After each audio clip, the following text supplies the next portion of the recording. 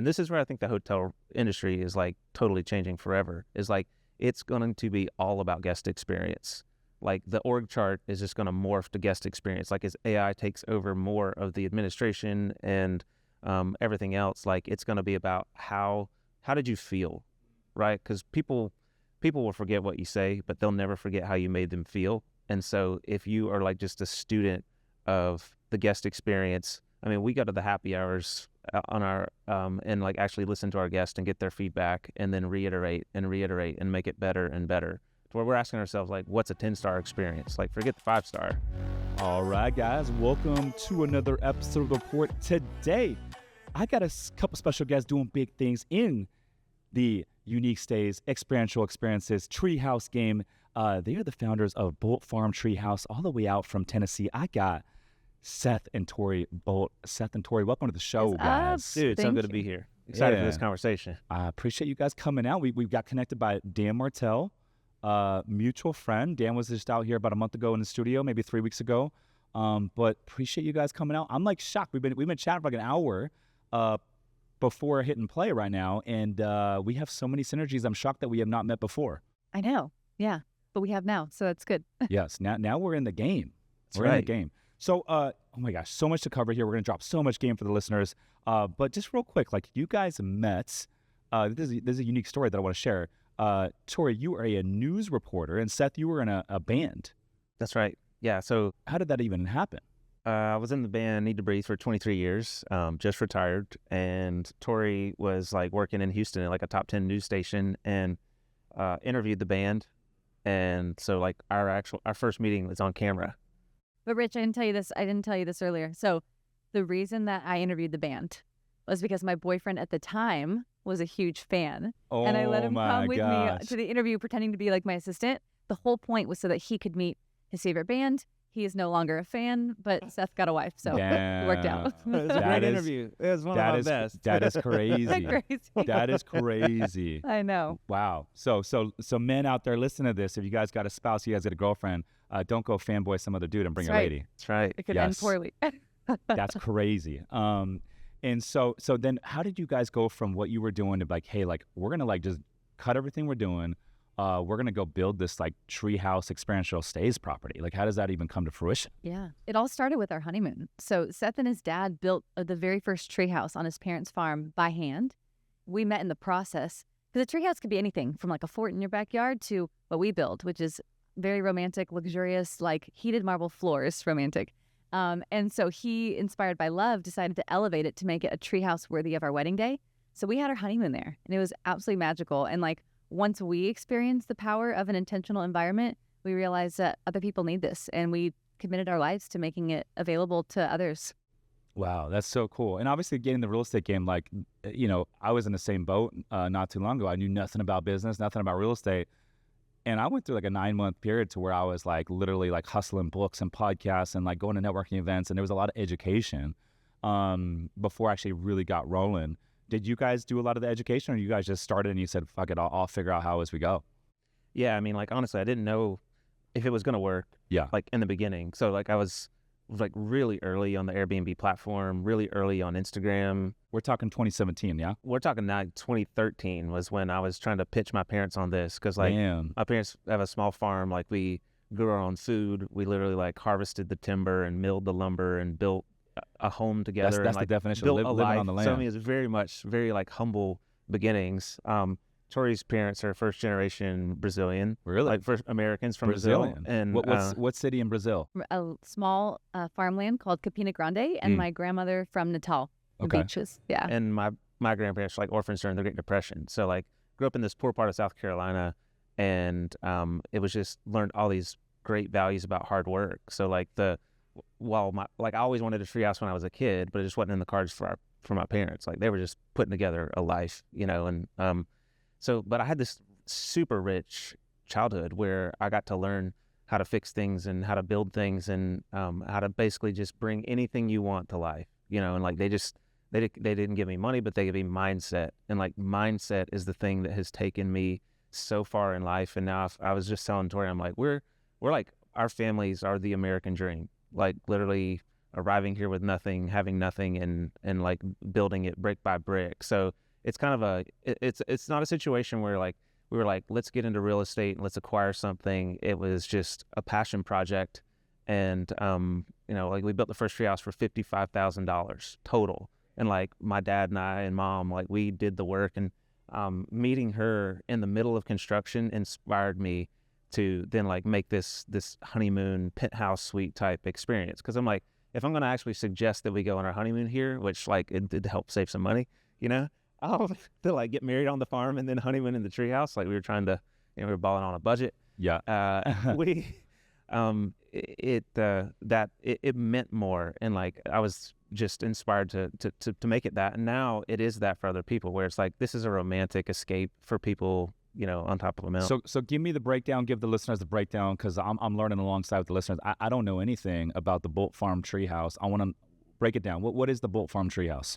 So now we have a 55-acre mountaintop retreat outside of Chattanooga, Tennessee. We have luxury tree houses, domes, and mirror cabins. We have 24 right now, and we're growing. We're building 11. We have 11 tree houses under construction. But I always tell people, and they kind of look at me funny when I tell them, but we're not in the business of accommodations. That's not it.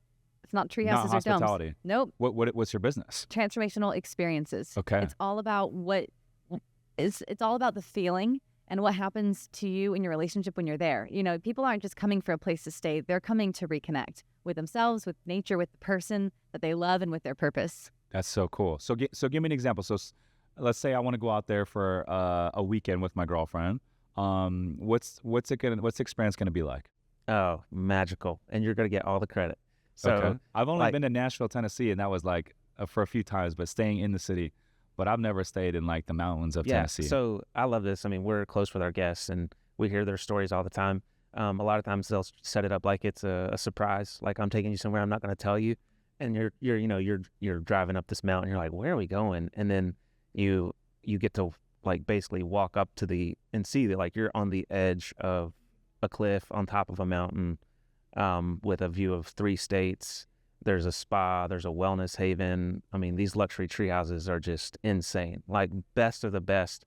And then also like we've recruited the best talent in hospitality so that the actual experience is unmatched. So like epic location, very inspiring, great way to get away. Cause like, I mean, part of the inspiration for me was like after just being a high output person and playing music in a band and traveling the world and all that, like you got to recharge your batteries.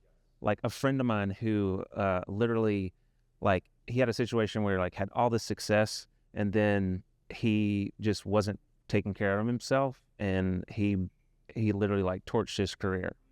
Like it blew up his family, all this stuff. And he told me, he was like, listen, he was like, he put it in like the form of a question. He was like, how often do you change the tires on your truck? And I was like, I don't know, every 2 or 3 years. And he was like, how often do they change the tires on a race car?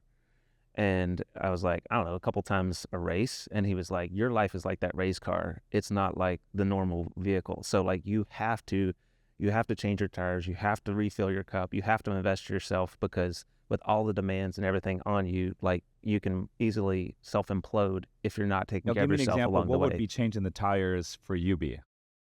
I think just like you're not talking replacing your shoes and your swag. By the way, you guys do have very swaggy swag. For listeners that are not watching on YouTube, Seth and Tori, man, dressed to a T. That's the first thing I said to you guys when you guys walked in. I was like, damn.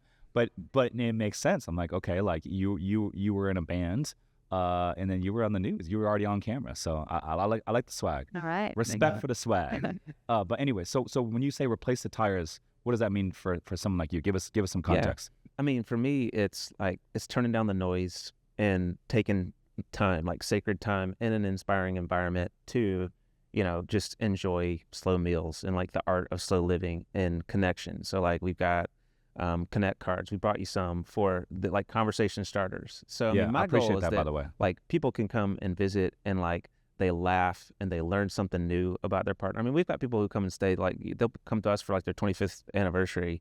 And yet, if they leave like having learned something new about the person they've been with after all that time, because I mean, at the end of the day, like we exist so that people can remember why they got together in the first place. Yeah, I'm looking up your guys' Instagram right now and just kind of going through the content. I suggest all the listeners go check out if you guys want to see what they're talking about.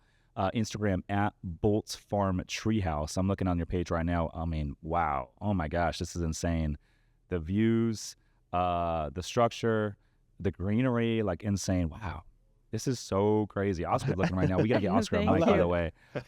We spare no expense when it this comes to is the guest insane. experience. So I want to go out here. I'm going to go out there with my girlfriend. Damn, these are like really cool jacuzzis built into the rocks. Right? Yes. That's How do the you guys wellness do that? haven. So Hot we just built, springs. that's what we built in Q1 of springs? this year.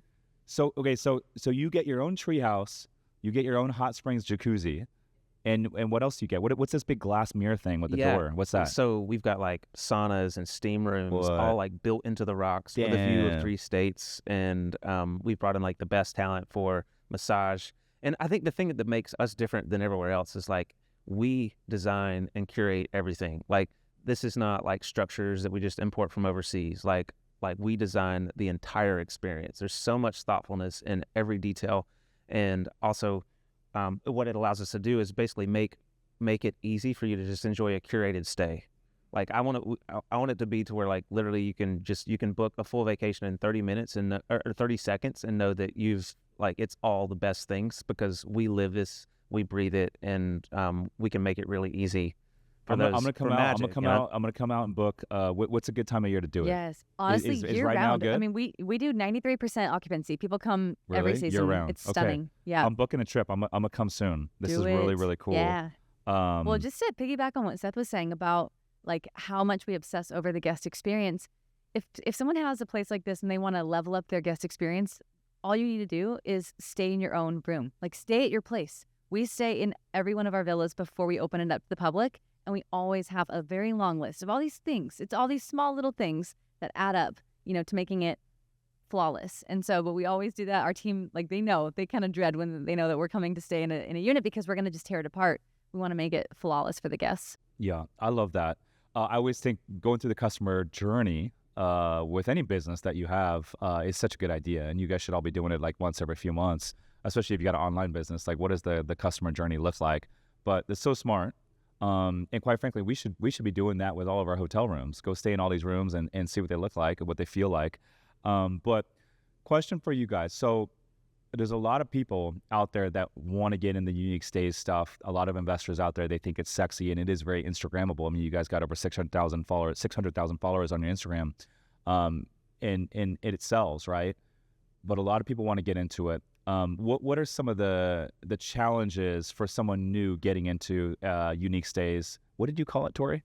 Experiential hospitality. Experiential hospitality. What are some of the challenges for someone new getting into that? Well, one thing I see people do is like they want to participate with unique stays, but they don't have a unique idea. And I think that's what it's all built on. You know what I mean? It's kind of ironic to be like, oh, let me get into the unique stays and I'll do what these other people are doing. Or let me just like buy these prefab units from around the world. And like, I just think that's a quick way to water it down and probably kind of ruin the whole concept of unique because you're not being unique. So like for us, everything we designed, everything we've built, like it took a lot longer, but we control the whole experience and like we're in control of the whole thing. And I think like investing in your guest experience is one of the highest return on investments you can have. A lot of people think of ROI in terms of the structure, the landscaping, the things that you're going to like your capital expenditure, right? But I look at it more like, oh man, it's the tech stack running in the background. It's like having AI do everything seamlessly and flawlessly so it truly can be a personalized experience. And this is where I think the hotel industry is like totally changing forever. Is like it's going to be all about guest experience. Like the org chart is just going to morph to guest experience. Like as AI takes over more of the administration and everything else, like it's going to be about how did you feel, right? Because people will forget what you say, but they'll never forget how you made them feel. And so if you are like just a student of the guest experience, I mean, we go to the happy hours on our and like actually listen to our guests and get their feedback and then reiterate and make it better and better. To where we're asking ourselves like, what's a 10-star experience? Like forget the 5-star, So I've already got my vision of what that's going to be like, and basically is as we're on the cutting edge of technology, which you wouldn't think like, okay, for like a high experience, the technology could get in the way of that. But we're high tech so that we can be high touch, because I don't want my people like, I mean, we've all been to a bad check-in experience where it's like very impersonal. You're trying to get your room card, that kind of thing. And it's just, instead I want it to be about service. Like you walk in and it's like, oh, here's a cool towel and here's a glass of champagne and here's a chair massage. Do you guys have a lot of on-site staff? We do. Yeah. Okay. What housekeepers I know? Housekeeping, maintenance, guest experience. Okay. Is the maintenance like W-2 on payroll, or these are like third-party maintenance vendors that will come as needed? W-2. Yeah. W-2. Okay. And then what was the other ones you mentioned? Guest experience. So we have Dreamweavers. If you're familiar with the book Unreasonable Hospitality, Will Guidara, it what is is exceptional. That? Okay. He is he is changing the game of hospitality with this. And it's all about personalizations and wowing your guests. And so we were so inspired by the book. He talks about this role called a Dreamweaver, which is someone dedicated to doing that. And so we now have a team of Dreamweavers who are looking for different things about our guests. What do we know about, maybe what do we know about our guests based on what they submitted online or on the phone call? Like, are they celebrating an anniversary? Are they here, grieving? And how can we like show up to really meet them where they're at and make them feel known? Because hospitality is about making people feel known. And it doesn't have to be expensive. It's just, I see you, I know you. Oh, Kelsey loves Sour Patch watermelon kids. So we'll have a big bowl of them when she comes to stay. And she's like, wow, they get me. Yes, I love that. I love that. Yeah, I'm the same way when I travel. I will pay up for great service, that personal touch. You show up and everything's taken care of for you, like treated very well. Like that goes a long way for me. I'll pay up for that. And that makes a lot of sense. And so I'm curious for you guys, how many total listings are on the property, or how many rooms? Just open it. Yeah, 24th. Okay, got it. And so with all the on-site staff, I imagine it becomes easier as you scale, right? The economies of scale, and then it makes it easier to justify the payroll expenses, yeah? How many units, if someone was new getting into this, how many units would you say, okay, it makes sense to justify the full-time on-site staff that you guys have to make sure that people are entertained too? Yeah, we've seen this business at many different phases. I mean, we started with one treehouse, then we did 4, then we did 8, then we did 13, and, keep scaling it. And I felt like still at 4, it could be a very, very lean and mean team. For many years, it was us plus one person who did all the guest communications and the bookings. Then we hired a cleaner. Once we had 8, we really did have to have, a more built-out team. It could still be pretty lean.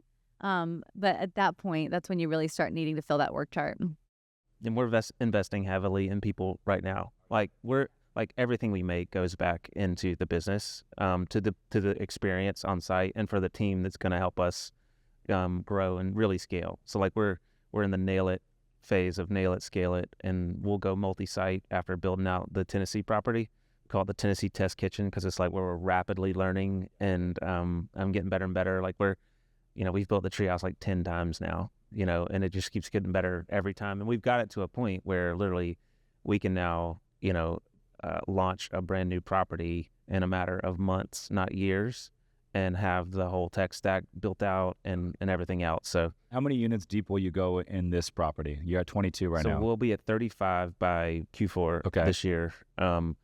We're going to kind of just test demand. Like either we'll go ahead and scale up all the way to 50, or maybe we'll go ahead and go multi-site and start building that out and come back for like a victory lap. Got it. So it all just depends on what the market dictates and what the absorption rate is. Okay, so that makes a lot of sense. You guys mentioned before we started recording that, and this is very unique, never heard of this happening before, but you guys got sued by Airbnb. What happened there? Dude, so wild. So I mean, like we said, we started out on Airbnb, the first treehouse, and then as we started to get multiple properties, the challenge we had was like sharing those in a way like we would, with a website where you could build whatever you want. But like on the platform, there was no good way to show people that we had more than just the one treehouse. And so, I mean, being like super host 30 times over and whatever, they would call us occasionally because we were like early on the platform and just ask us for ideas. And so we were like, sure, here's a bunch of them, but like they just never happened. So we built our own website because like to us, the guest experience, like the booking the property and figuring out what you want to do is part of it. And so we really do like to control the whole thing. Well, we've got this like sort of hard to remember name Bolt Farm Treehouse. I've and heard wanted- 50 versions of it. Honestly, everyone vouches it. Yeah, it's like Bolt House, Tree Family Farms, like everything. So, years ago we were like, let's just shorten our name to one word, and we'll find something that's great, but that expresses like nature and the B&B part. So the reason why Airbnb sued us is they're trying to block everyone from using B&B. But here's where I think that's just, really messed up. You can't put B&B, so you have to put B&B, just like they did. Like, that's just a limitation of URLs. And yet there's so many like boutique hotels and, bed and breakfast places that like that's the only way they can show up effectively is to use that. But like you're saying B&B in the domain name. Yeah, B&B in the domain name. Got it. So we filed for a trademark. They blocked that and sued us. And just principally, I was like, you know what? Like, we love this industry. We love the people that are doing unique things and that want to grow their business. And it shouldn't be a case where, like, if they become successful and need to have their own website, then that they can't have a website and they're going to be sued by Airbnb. So, like, I mean, I think there's enough people hating on Airbnb. I'm not trying to do that. But like, at the same time, I just think that it's not fair to the hardworking people in hospitality that it can be a David and Goliath situation. Like, we're getting sued by $1 billion company, and we're a family business just trying to grow and like simplify our name. And do you think the purpose of the lawsuit was more so the B&B thing, or they didn't want you guys to take direct bookings outside of their platform? It's tough to say. I mean, like, we've spent time with Brian Chesky, Zooms, phone calls, stuff like that. So, and I want to give him the benefit of the doubt. Like, probably Are you guys a fan of Brian? I want to think that he didn't have anything to do with it. This was just like Airbnb's legal team just trying to build a defensive moat and like own B&B, .com in any variation. What do you guys think of the future of Airbnb? I think it's a race to the bottom. I think people are on Airbnb and they're just looking for a deal. They're like, oh, what's available for this trip I already have planned or the city I'm already going to, and I'm just price shopping.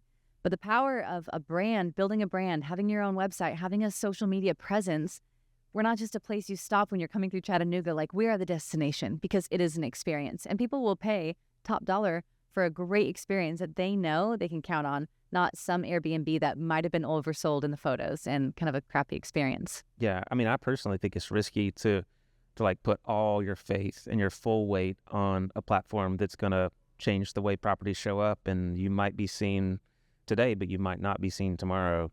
And I think with regulations against Airbnb, which we dealt with, like, our business almost died because of Airbnb. The regulatory stuff. Yeah, totally. That was like probably the hardest thing we've ever gone through. What's your property zone? Is it like, do you guys have commercial zoning now to where regardless of what the Airbnb regs are in your local county, municipality, you guys are good to go? So, like, our first development could not have gone better. The second one could not have gone worse. And it was so painful for us that we actually were like, if we're doing this again, we're finding a place where there is no zoning and where we have total creative freedom for what we can build. And we found that in Tennessee on top of a mountain. And now we're building the craziest things. Like, we just applied for a Guinness Book of World Records because we built the first floating mirror structure, and it's like suspended between two boulders. Damn. Floating mirror. Yeah. Like, and what's the point of the floating mirror? To really, like, I mean, you're standing in your shower, you're seeing like boulders right outside your window, and you got a view of 3 states. So just damn, this that's like dope. Okay. next level Enhances the viewpoints. Yeah. Got it. You're like immersed in nature, but Yeah, surrounded yeah, by yeah. luxury. I love that. That's and so dope. it's like, I think I hear Elon Musk talk about, like, life's got to be about more than just solving one problem after another. Like, there's going to be something that like just lights you up to wake up every morning. And for me, it's building and designing these incredible experiences that are like nothing people have seen. So like, there's like Bolt Farm has done several things for the first time, like in U.S. history, with being the first to rent out mirrored structures.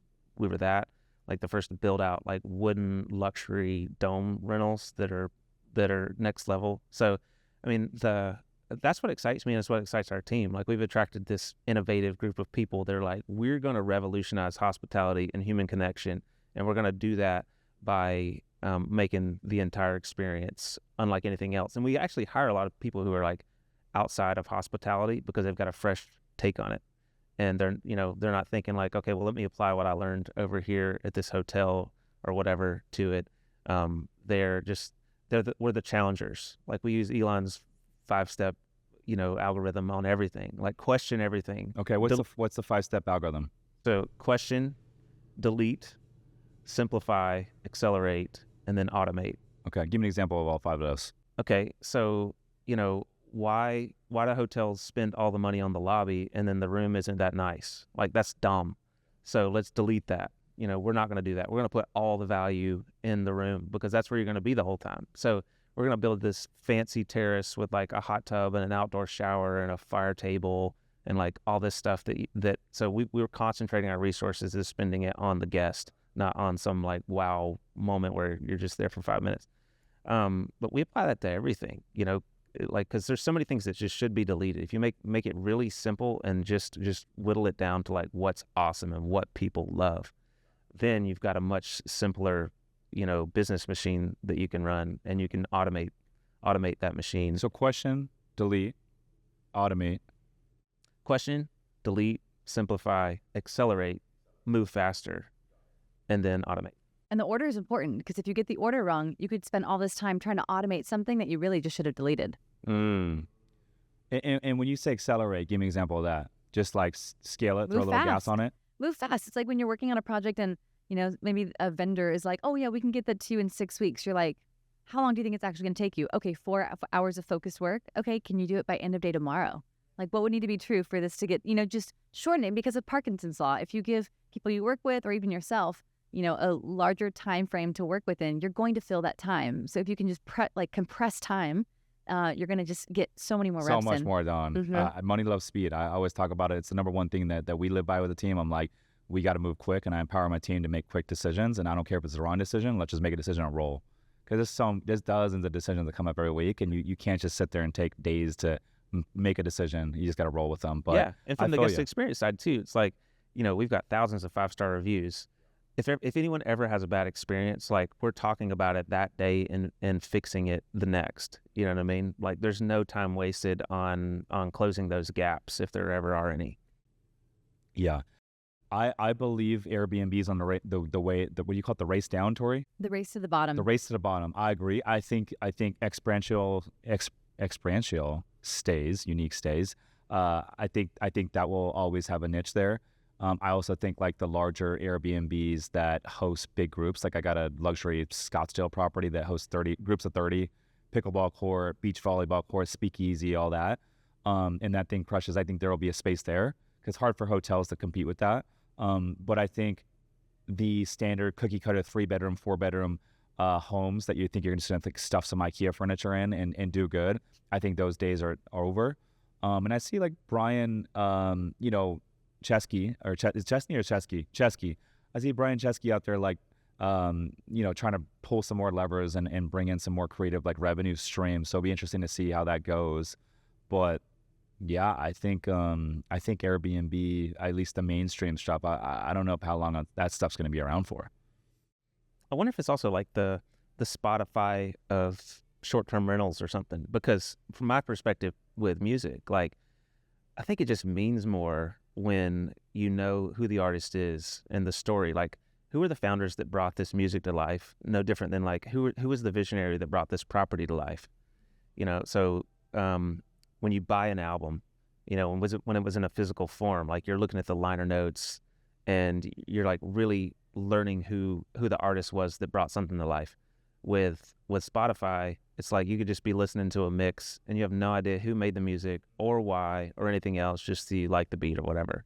And I just think it's a cheaper connection. Whereas if people come and stay with us, it's because they've been following along our story, because like we build in public on Instagram, and we've made just a ton of like friendships and a really big following that way. So like I think Instagram is more of the channel Like that's why, and I mean, we've obviously left Airbnb altogether for that reason. Because you're not even on Airbnb No, not at all. We We do haven't been for 100% years. direct That was my bookings. next question, is like, what percentage of your bookings come from Airbnb? But Zero. It's all direct. Damn, good for you guys. So it's 100% direct now. Yep. I We love built it. a brand. We built Yeah. trust. You know, my thought is you're going on Airbnb for a discount, and if you don't know or trust the place, like, you know that you'll get your Airbnb insurance. But when you can establish trust, and we've done that through showing up online, through 2,500 five-star reviews. People Damn, is know.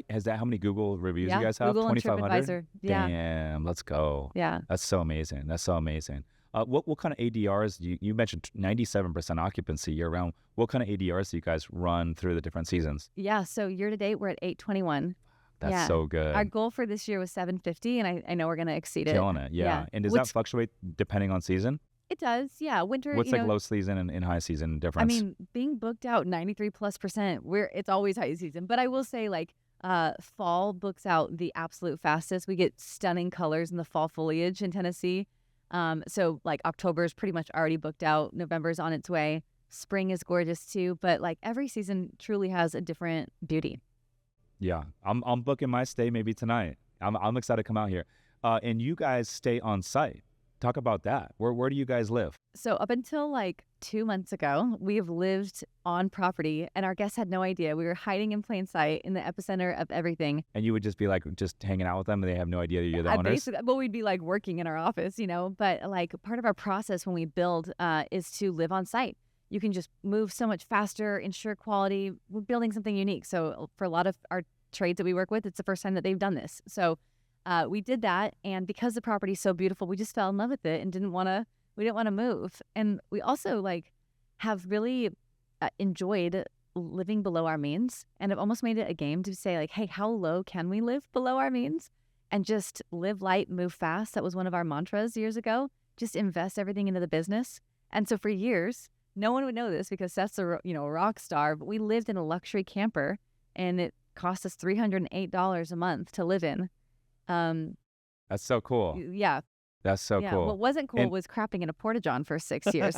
Hey guys, we just got another boutique hotel under contract in my hometown of San Clemente, California, located not too far from the beach. This will make 5 boutique hotels in our real estate investment fund. So if you are looking for passive income and tax benefits, visit summerscapital.com/invest to book a free call with my team. Again, that's summerscapital.com/invest to book a free call with my team. Now back to the show. Damn, what happened there? Too much. Too much. You said crapping in a what? In a porta-john. Damn. Yeah. For how long did you do that? Years, my Damn. friend. At different Years. properties, At like different we just- properties, okay, yeah, okay. I mean, because it wasn't permanent Yes. housing or anything. It was Yeah. just like, we're gonna be here, we're gonna launch this, we're gonna build it, and I guess in hindsight we should have. I mean, but it was also like there wasn't a house to buy nearby, because we're on this coal mining mountain. It is like gorgeous, beautiful. Some of the most beautiful places are destinations.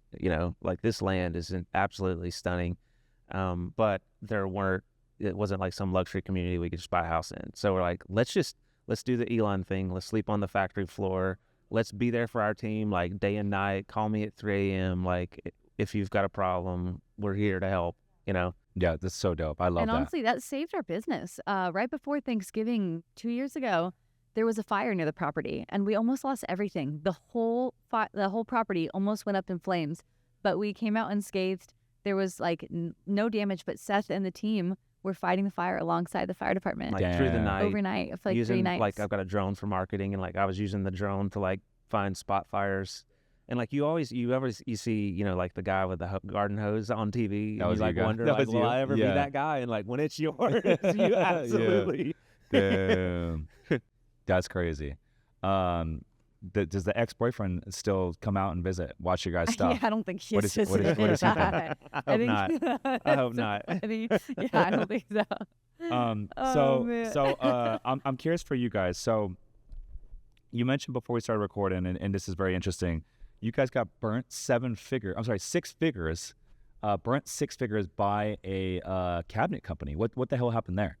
Yeah. So the mirrors that we bought, mirror cabins, were from this company called OOD, OOD, and we got the first ones, and they were just duds. Like they didn't have the right equipment, they didn't have the right they didn't pass inspection. So we bought this turnkey thing, and we had guests arriving, literally like the timeline between when we bought the land and when guests were arriving was like 3 months.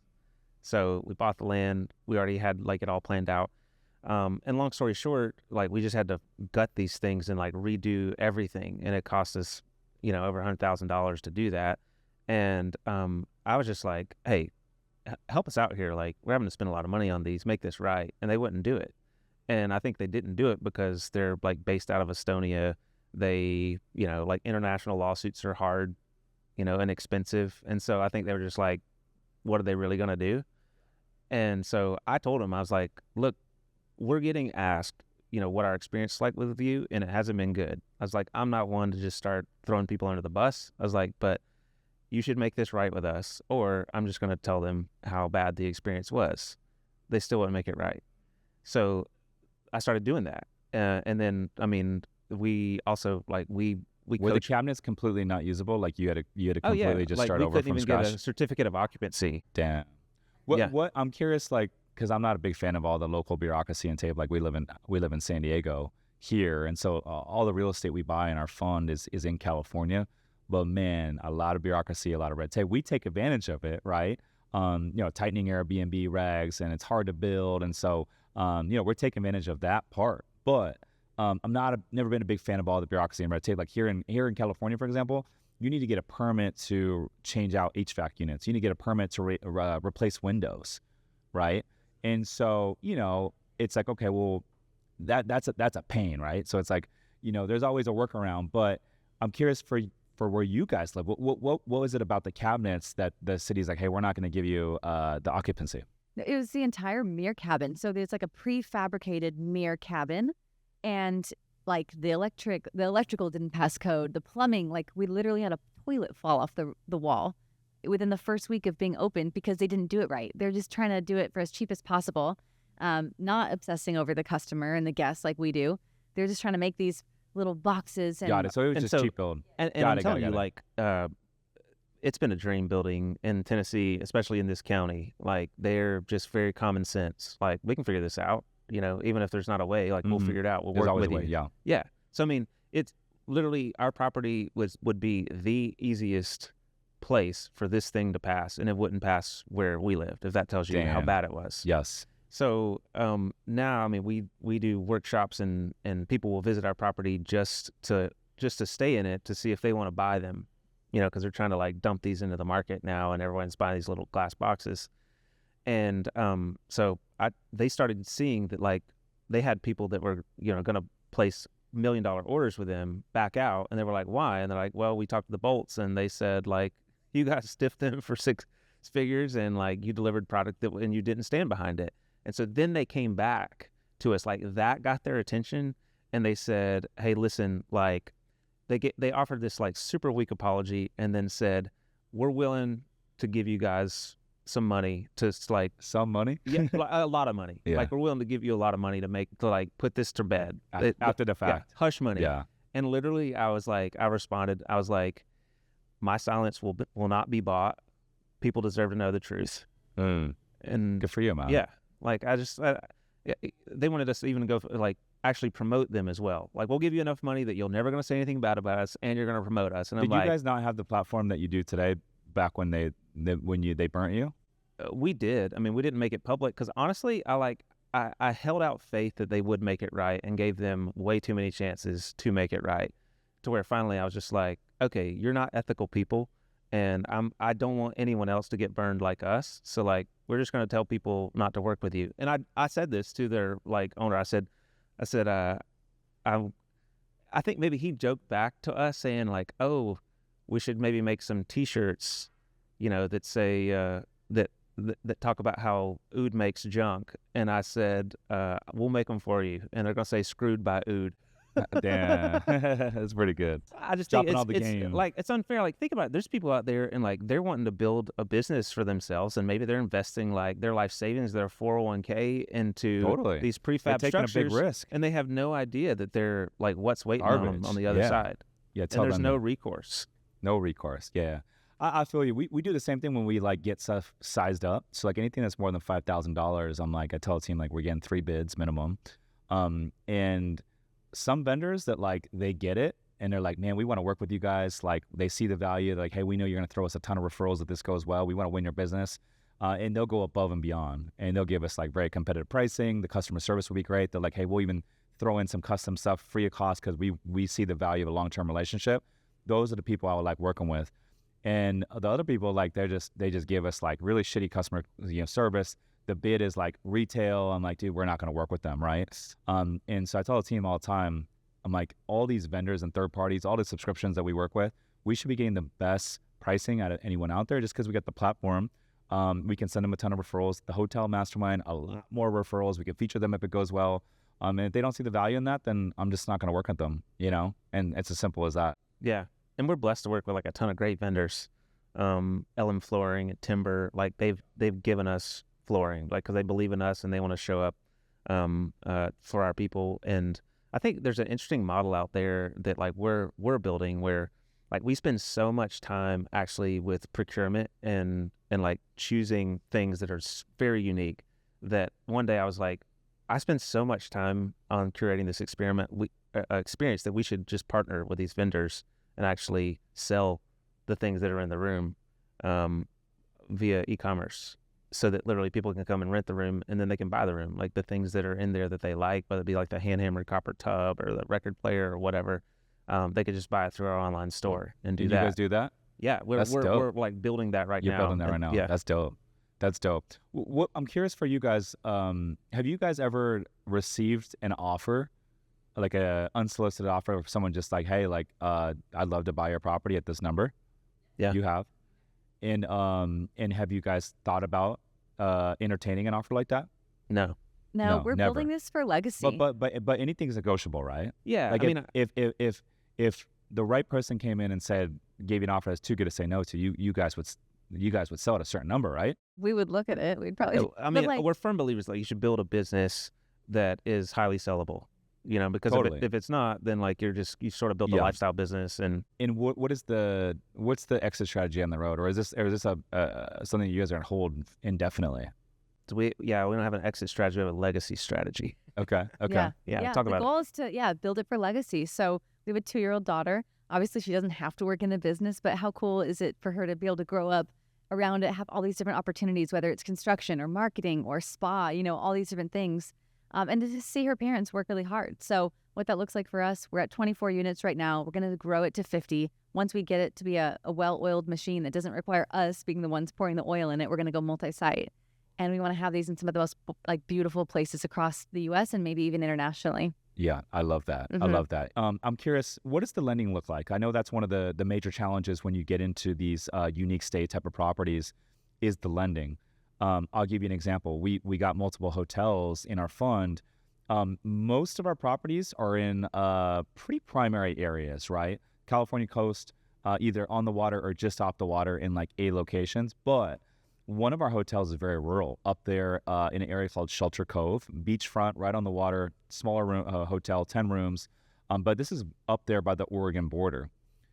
That hotel, we have a lot less lending options than if we, like our San Clemente hotel we just bought in South Orange County. We just closed on that 5 weeks ago. We had like dozens and dozens of lenders that were like, hey, we'll fund this in 7 days. Like everyone wanted to lend on that property. But the more rural one, a lot less options. And so I see the difference with just our hotel properties. I know with the experiential stays, like that is one of the downfalls. It's a little bit more challenging to get lending. What does the lending look like for you guys? Yeah, I mean, you hear no a lot. I mean, especially in the beginning. I mean, now we're in a position where like we're getting reached out to by people who are saying like, hey, we want to invest in this space and we want to invest in the best. And we've been watching you guys. Do you need any money? Like, but now that's not where we started. Like it was really tough to get money for the second development. I literally just walking into banks, like seeing if they'd take my meeting. I enjoy the art of that and the sale of it and like selling the vision. So understanding, I think, how to package it because it is very unique, and unique is not, the market likes unique, but banks don't like things that are too unique because if it doesn't go well, they need to sell that asset. And they weren't familiar with treehouses as an asset class. So I had to like reframe that. Like, no, these are like single family residential structures that are sort of themed like tree houses, et cetera. But man, the hardest thing was like after the second development that we did in Charleston failed, like going back to the well with basically no money and saying, okay, we want to, this is still going to work. We've got a following, we've got a brand, we're going to start over and we're going to build this, and we just need a few $1 million to do that. It was really hard to get that. So we were going to do an SBA loan so that was like less risky for the bank. And this like small town bank had never worked with the SBA. So we found the land in Tennessee in May. We had it under contract in June, and then we didn't close on the property until like mid-December. But this is during 2020, mind you. We are like bleeding cash, like the business is about to die. And we had to throw a Hail Mary like for the holiday season, like, because like no one could leave. There was the lockdown and all that mess from COVID. So I was like telling Tori, I was like, I think if we don't make some money between like Black Friday and Christmas, like we're done. And so we didn't own the land, and we spent our last $500 on some renderings of what we wanted to build, and we just had our cell phone. And like I'm talking the power of showing up and just telling the world your dream. And we're like, look where we are. This is the place. This is what we're going to build. We'd show the rendering, and then our goal was like to pre-sale $500,000 of reservations. And in that month, we pre-sold $1 million in reservations for 2021. And we didn't own the land. We hadn't built anything. And the banker $1 million. called. Yeah, Damn. The banker called. And this is like, cash up front. Damn. Yeah, totally. So the banker was like, hey, there's a lot of money going into your account. And like, I know you guys don't own the land yet. So like, are y'all selling drugs or guns or something? And I was like, no. I was like, Sid, this is exactly, we're doing what I told you we were going to do. I was like, people want this. Like, this is in high demand. We've got a big following. Like, we're going to do this. And he's like, well, let's do it. And he's like, let's just cut the SBA out of it, and we'll fund the deal entirely. And we got the money to do it. And you got the money, and they funded it. They actually did it. Backed in a corner, like fighting for dear life, and managed. Like we bet on ourselves. Like that could have gone horribly wrong, but it didn't. We talk about personal branding all the time, and I think like there's a lot of benefits of it, but one of the benefits that nobody talks about is the ability to attract lending. When you have the brand, like you guys have the property brand, you guys have your personal brand, it just creates a lot of trust. Lenders want to lend to people they trust, and the personal brand just adds a lot of trust, and it makes it a lot easier to get lending and a lot more attractive lending terms and pricing with it. And that's something a lot of people don't talk about. I think that's a big shift. Like, audience used to be what everyone was going for, and that's like evolving into authority. Like, now authority matters. So there's a bank that we're friendly with, and they send the people who are borrowing from them to our mastermind group and our workshops, because they're like, this is like an insurance plan for them. It's a rounding error in the grand scheme of things when they're loaning $30 million for some big development. It's like, let's send them to Seth and Tori, and we can like help them get there faster. And then like I just went and spoke at that bank. Like, we've never borrowed $1 from them, but like we will. We'll probably do some huge deals. But like we've. Is it a local bank, like a regional bank? It's one of the biggest lenders to outdoor hospitality in the country. It's like one of our mentors, Sharon Srivatsa, said. He says, fame is the most efficient business model. So I think that's true for this with lenders. It's true for recruiting top talent. Like, building that brand, it benefits you for so many reasons. And it gets you in a lot of rooms that you otherwise wouldn't get into. That's one huge. Of the biggest hacks. Like, crazy, And the thing that, like, because I told you I grew up poor, like the idea of like just paying to be in a room, whether that's like a mastermind group, whatever, like has the return on that investment has been insane. And like that blew my mind, because like in our 10-year journey, the first 6 was just like crashing into walls trying to figure everything out the hard way because we didn't know any better. And now we're like, if we're going to do anything, I want to know like who's the expert at this, and let's just go pay them to tell us exactly how to do it so we can get there faster. Regardless about like all the hoopla there is, bad news in the marketplace, like I always say, like right now is the best time ever to be alive, because leveling up in this game is all about just getting information, and like it's never been easier than now to get information. I mean, the cat's out of the bag. You can learn more listening to a podcast now than you can going to a 4-year university. But with all these mastermind communities out there, podcasts, YouTube, like literally, it's never been easier to gain information quickly. I mean, you guys say money loves speed, and it's such a true thing. And so I would say, like, if you're listening to this right now and you feel stuck, you feel like you're not growing, and you're looking for the next thing, like you should be excited because this is the best time to be alive. It's never been easier than now. And the ability to like pivot and like get into something different, like you guys did it, I did it not that long ago, has never been easier. And the bar has never been as low as it's ever been. Like the bar right now has never been this low. Like you can run a lot of these people over just by like showing up every day and getting 1% better every day. That's right. Yeah. Just by giving a fuck. And I mean, Like waking up and be like, I'm going to do the damn thing. I know. Like that's how you beat 99% People ask of me, people. they're like, what's your secret to success? I'm like, the secret is hard work and consistency over the last 10 years, you know? But to your point about information, I mean, we utilize AI and leverage it in our business and in our personal life. You should tell them about your board of advisors. Oh, dude, this is a mega hack. Let's hear this mega hack. So even before OpenAI released custom GPTs, I was creating those, and I created an AI board of directors, and I just put my heroes on it, and I've got like all these different committees. So now, anytime I'm trying to make a decision, I want input from Charlie Munger. I want, like I've got just a stacked deck of brilliant people, some dead, some alive, and I get just the most incredible perspective from that, and I highly recommend that. What's your favorite quote from Charlie Munger? I think, I don't know. There's one about him saying he'd rather put a viper down his shirt than like do an audit on like the insurance or whatever it was. You surprised me. I don't even know you. I thought you were going to say, show me the incentives and I'll show you the outcome. That changed the way. Say that one again. Show me the incentives and I'll show you the outcomes. Incentives are everything. And so we actually have everybody on our team on incentive comp. So, and this has changed the game for performance. And that's really common with sales teams, but I mean everybody on the team. Okay, tell me more. I do the same thing, but tell me more. Housekeepers, maintenance techs, everybody. So you have a portion of your compensation that is guaranteed salary, hourly, whatever, right? 70%.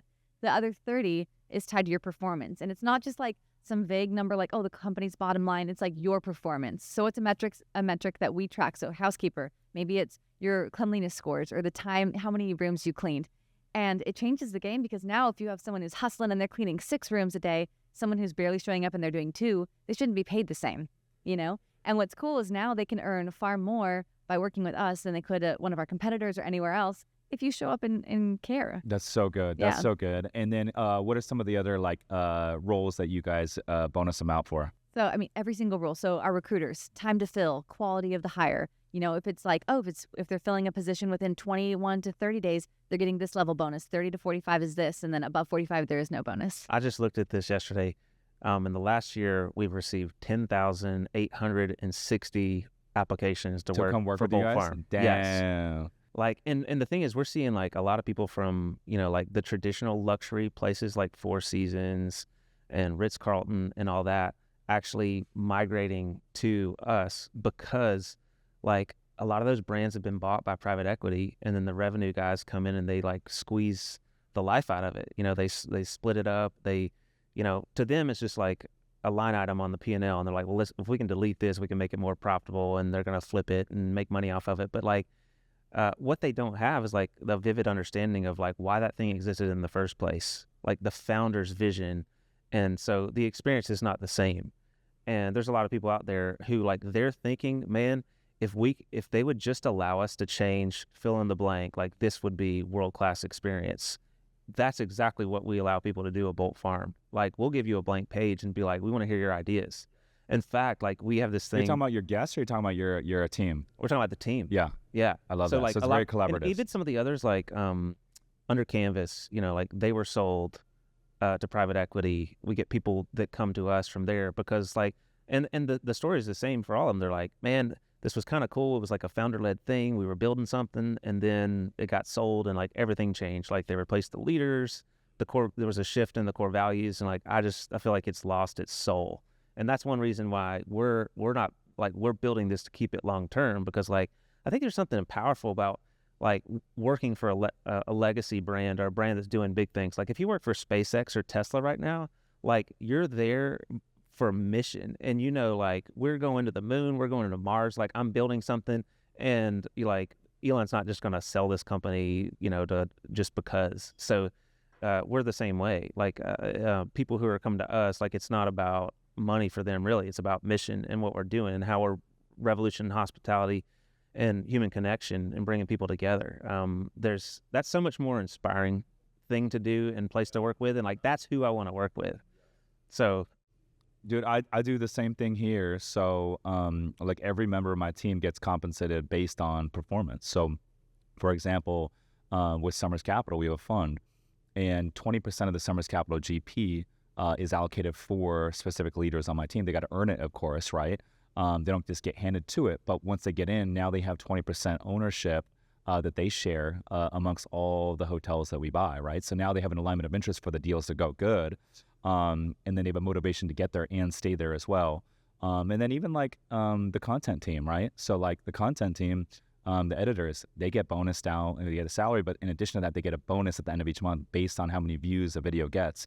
And so if they have a video that gets 100,000 views, they get a $100 bonus. 500,000 views, they get a $500 bonus, and a million views plus, they get a $1,000 bonus. And so, by doing that, now whenever we have a podcast episode, like they're like fighting over like who gets to edit what, and they're like spending an extra 20, 30 minutes on the perfect B-roll, the perfect sticker, and like just doing a couple extra edits, which is the difference between a video getting 20,000 views and a couple 100,000, right? And so those little things are big. And even like with the mastermind revenue, like the key members that are involved with the mastermind, they get a slice of the revenue. I brought on like a paid ads consultant. I'm giving him a slice of the revenue because I want him to have skin in the game. I want him to like go the extra mile to make sure like everything is smooth and going well. And so I think when you take care of team members, I haven't heard of the cleaner thing. I think that's really good. I want to implement that as well. But I think when you pay people based on performance, it creates such a massive alignment of interest for things to go well. It's strong. And we do that too. Like if you work with agencies and third-party vendors, do that too. Like they're going to probably, give you the options that they're used to, which is a flat fee for the month. But then what does that mean? You're one of 11 clients, and they're not thinking about your business and your problems every single day. So we ask ourselves, okay, well, how can we change that? How can we be their most important client? And they think about Bolt Farm as if it was their own, and we get them on performance comp. So we always try to negotiate for 100%. If they're not able to do that and it's someone that we really want to work with, then maybe we'll find a middle ground where there's a portion that's guaranteed in the rest. Even with the cleaners, you'll try to get 100% performance? No, not for that. More for like third-party agencies for like at a time. Like now, so we do our social media in-house, but there was a season where we worked with an agency. Same for email marketing. And so it's like, how do we get them bought in? But the cool thing is, yes, they spend more time on our account than others, but they make more working with us than anybody else. I like that. So, how did you guys? What was the key to growing your guys' social media platform for Bolt Farm Treehouse? Over 600,000 followers on Instagram. What was the key to growing that? I think people follow people, not businesses, and so we are very, we're founder led, and we're not. We don't hide behind the camera. We, show up. We take out the phone, bring them into our process of what does it look like to build and run this place, and so. I remember when we were building some of the first 4 tree houses, we would engage our audience on the design. Hey, do you like this or this? Should we go with this floor or this? And like let them be part of it. Now they have buy-in and they're along for the journey. So it started with that. And I will say some of the things that we did 3 years ago don't work today because the platforms are evolving, right? But there was a season that giveaways and partnerships like were really strong. And we would do this campaign called 7 Days of Thanks. We would partner with 7 different influencers or creatives, people with influence who we felt aligned with, and they would give away a stay to their audience. And the people would nominate the winner in the comments. And it was so beautiful because even if you didn't win, you're reading the story of why you were nominated, why you deserve and need this restful getaway. And it was powerful. We grew, I think, like 40,000 followers in a few weeks during that one time. And so we don't do giveaways anymore, but we still do. We host influencers. We try to host an influencer every week because it's exposing us to new audiences. And there's just a lot of power in collaboration. Influencers probably love going to your property, right? Because it's so Instagrammable. Influencers dream. What do you guys offer these influencers if they have a bigger audience? Yeah, so we've actually never done paid collaborations. It's like come and stay. We will roll out the red carpet for you. Will you do a free stay? Yeah, okay. Absolutely. Okay. Yeah, it's like come free stay. We'll give you the works, spa, wellness haven, food, the whole thing. Like experience it, in the best way. And then they organically share it with their people. And I think something that we've done that has helped us win with this is I've seen people like when they're working with influencers, they're like, splitting hairs over the deliverables, right? Trying to squeeze them for like 3 more reels. And then we don't even do that. We just are like, have an amazing time. And like your experience will speak for itself. And then they just, honestly, a lot of them post weeks after their stay, even like multiple times because they were so Well, moved. in leveraging the content that they're capturing at your property is benefiting their platform too, right? And if the content's working, they're going to keep posting more of it. So that's cool. That's So cool we try that to you just guys. be easy to work with, low maintenance, and show them a great time. I like that.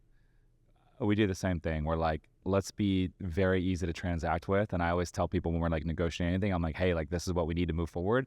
But if you can agree on these terms, we will be the easiest. This will be the easiest transaction you ever do, and we will funnel you guys a ton of referrals. Yeah. Yes. But is that the best you guys can do? Yeah, right. What are the chances you could do this? No, but I always tell the team, I'm like, hey, like we should have the best pricing on everything. We're actually negotiating our boutique hotel mastermind retreat, which is going to be in Tulum this year.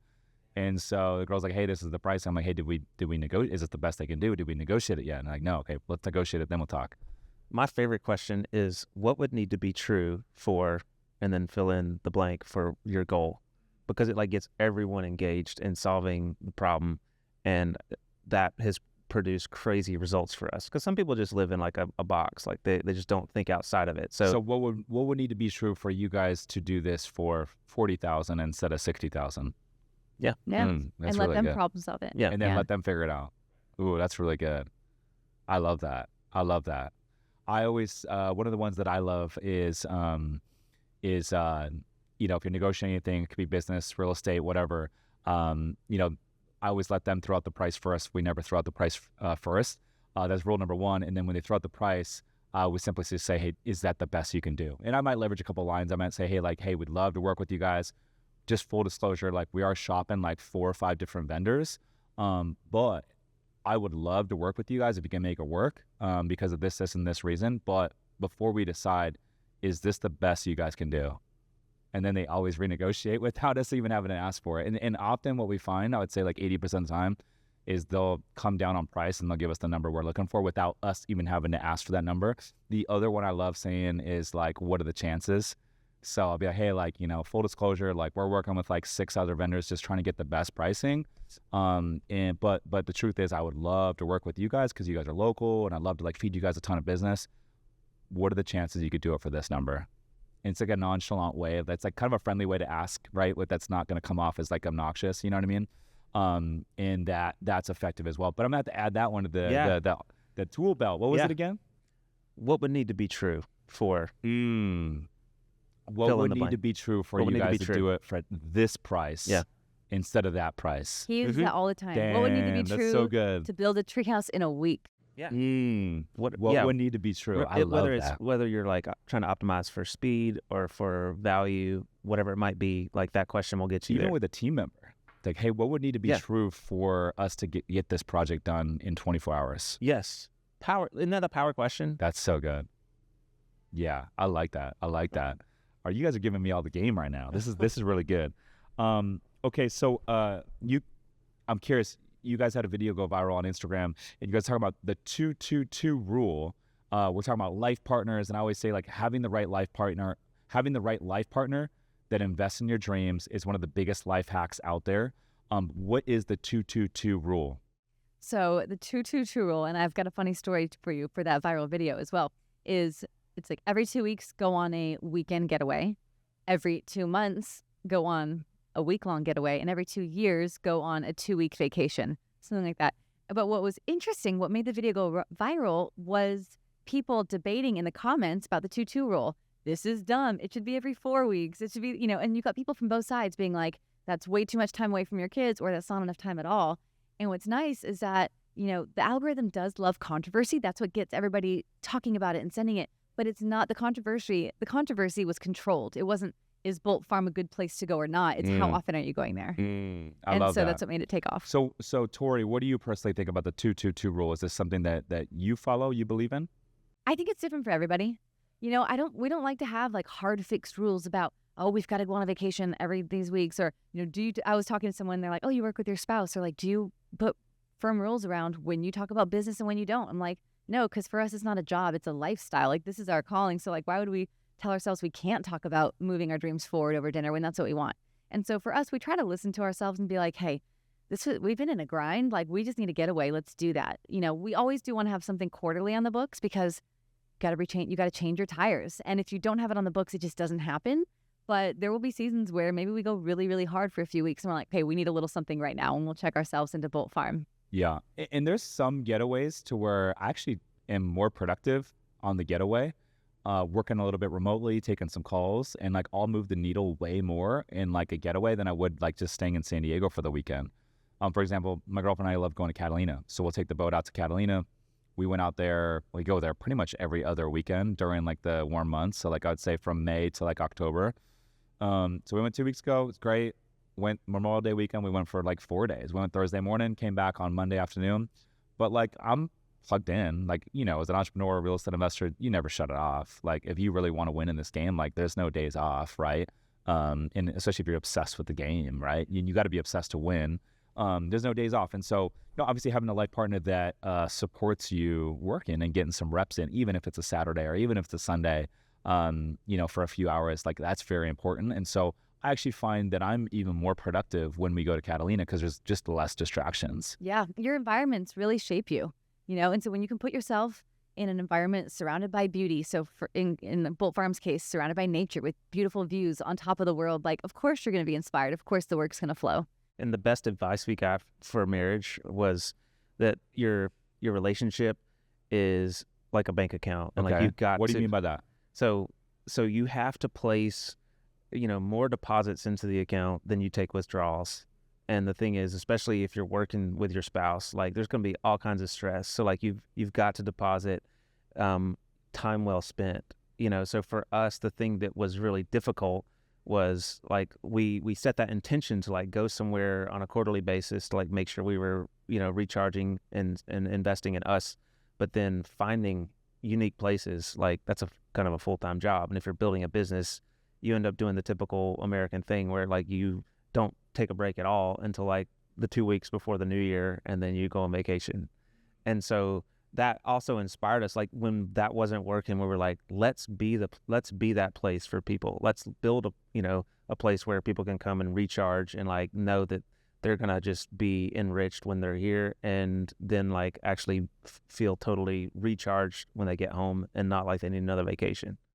Yeah, that's so good. I always say the most dangerous man is a focused man with a life partner that holds him accountable for turning his dreams into reality. Let's go. That's fun. ultimate. You just described my wife. The ultimate cheat code in the game, right? The ultimate cheat code in the game. And something a lot of people don't talk about, but it is a life hack. Because think about it.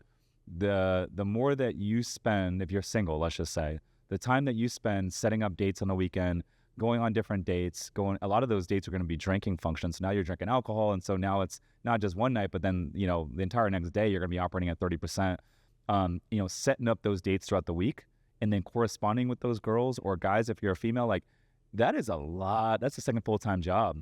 And so just reallocating all that time into actually like building your empire with a life partner that's aligned with you, building it with you. Like I think it's the biggest cheat code in the game that people just don't even think about. Being single is a big time suck. It is. I cannot agree more. Like you just Yeah. articulated exactly how I felt when we got together. And I was like, oh man, I just got all this time back, and I have someone who believes in me.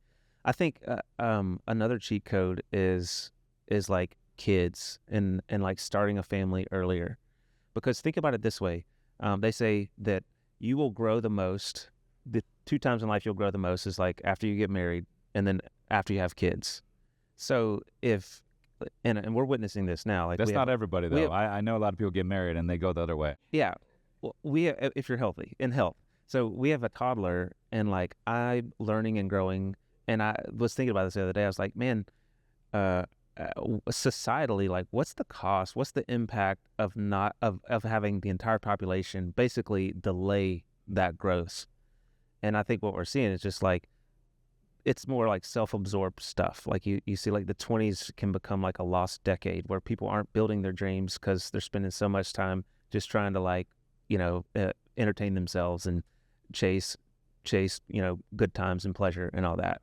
And so in the same way for building family, like there's so many things that, you know, have already been unlocked in me with perspective on like what matters and what's important and how to be focused. Cause like my hesitation for not having kids was like, well, I want to give all this time to my business and really get that started and off the ground. But kids are a force function where you will get more efficient and you will you will do better work in the time that you have when they're a priority. And if you don't have that force function and that limitation, then you'll probably just find some other way to spend the time. Like the gas will just fill the space that is given. That's so good. That's so good. I'm curious for you guys, with everything that you guys have built together, and with all the growth that you guys have seen, and we all know, like, from the the outside looking in, it always looks like a straight line, right? But then from the inside looking out, there's so many fires that you're putting out, so many setbacks. You're falling down, you're getting back up, you're getting punched in the face at every level, and then you're getting up. And there's a lot of learning lessons along the way, a lot of takeaways along the way. But looking back after all the stuff that you guys have built, what is the biggest takeaway or the biggest message that you have for the listeners that maybe they could take to their own personal life and journey? So, I mean, I think our philosophy is build your business around your strength and then build your team around your weaknesses. Like, you can't do it all. Say that one more time. Build your business around your strengths and build your team around your weaknesses. So, like, what comes natural for us is like vision, strategy, innovation, like bringing all this stuff to life. But where we know we're not good is operations. Like, we're builders, not operators. And so then, okay, cool. Now we know the problem we need to solve. We need to attract the best of the best operators and guest services people, and then it's magic.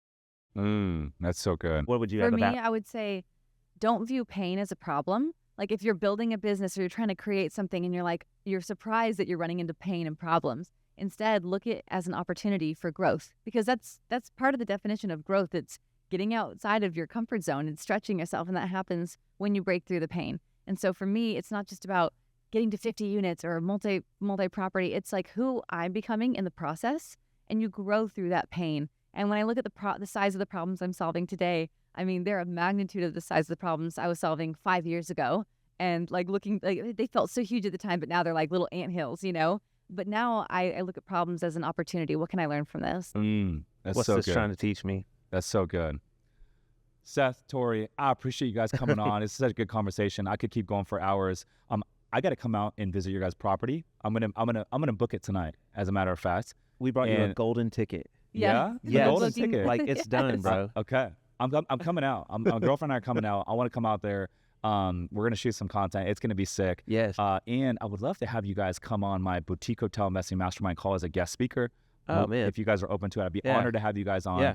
But more importantly, where can the folks get in touch with you if they want to learn more about everything that you guys are doing? Yeah, Bolt Farm Treehouse. So we have a website. We're on all the social platforms, probably Instagram the most, Bolt Farm Treehouse. Yep. And you guys even do in-person workshops. We do. And you guys have your own community. Yeah. For folks that want to get into unique stays, experiential stays.